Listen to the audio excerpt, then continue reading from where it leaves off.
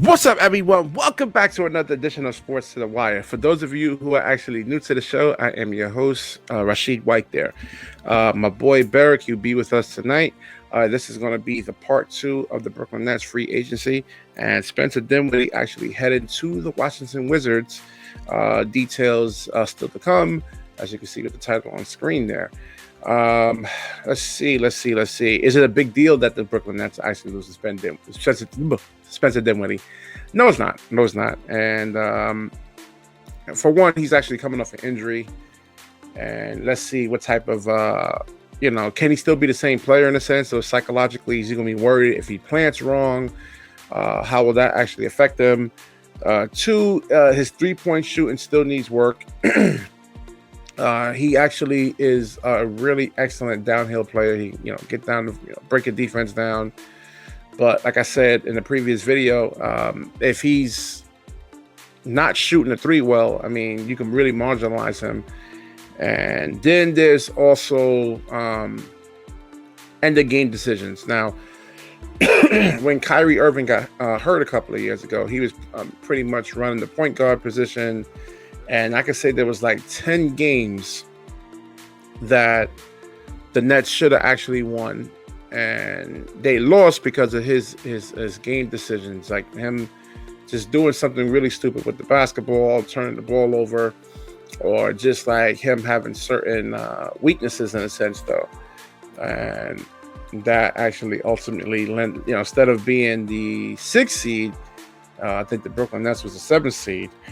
And so, I mean, and let's say if the Brooklyn Nets actually did, if they did actually have Dinwiddie on his team, he's, excuse me, he'll be playing the point guard position. But how many minutes? I mean, James Harden is going to definitely be consuming a lot of those minutes. I mean, he's very durable. I mean, he could play 38 to 40 something minutes a game. His game doesn't really predicate on explosion. I mean, even though James Harden is explosive, I mean, he can still dunk on you.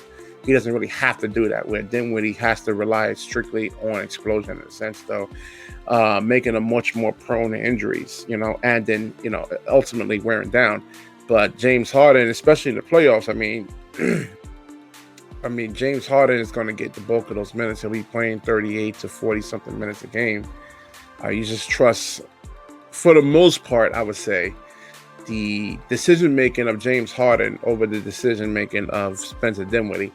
And James Harden is definitely much more proven, except in that Game 7, man. I mean, I was kind of scratching my head there for a minute with James Harden's decision-making. But I think he'll learn from that. He's not a stupid person. And he was on one leg. I'll give him a little bit of a break there, just a little bit of a break. And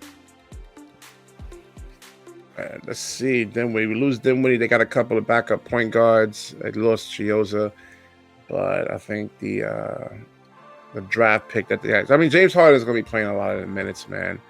I mean, he could play 38, 39 minutes a game, and Kevin Durant can actually bring up the ball. Kyrie's there.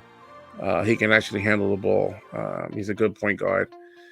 Not as good as James Harden in a sense, but just as like a slight notch below in a sense, though. Well, maybe 2 notches.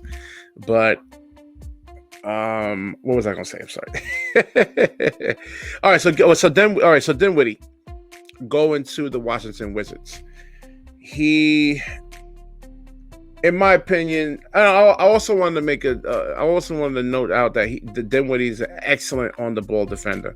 I mean, he's really good at moving laterally, and you like his size. That's going to be missed at 6'6", and he could, switch on he could switch on to shooters in a sense, though. He can get a hand up, and the defense doesn't actually have to collapse as much. And let's say if you had like a Mike Chioza there in a sense, though, playing out there, and teams can actually single him out and say, hey, go at the little 6-foot guy, or even Mike James in a sense. So I think he might be back, though. But yeah, I mean, Spencer Dinwiddie, for the most part, he can actually run an offense.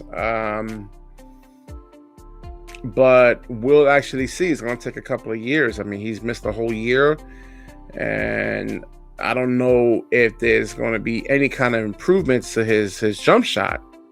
Pretty much. I mean, I think he was like 34% from three. I mean, if you're going to be really, really good, you need to be at least 40% or better, like 38, 39, 40% and better. And we'll see what him and who knows what, what's going on with Bradley Beal, but I think that's a good combination. But the money that Dinwiddie was asking for was just ridiculous, man. I mean, he wanted, was it like 4 years, $100 million, never made an all-star team.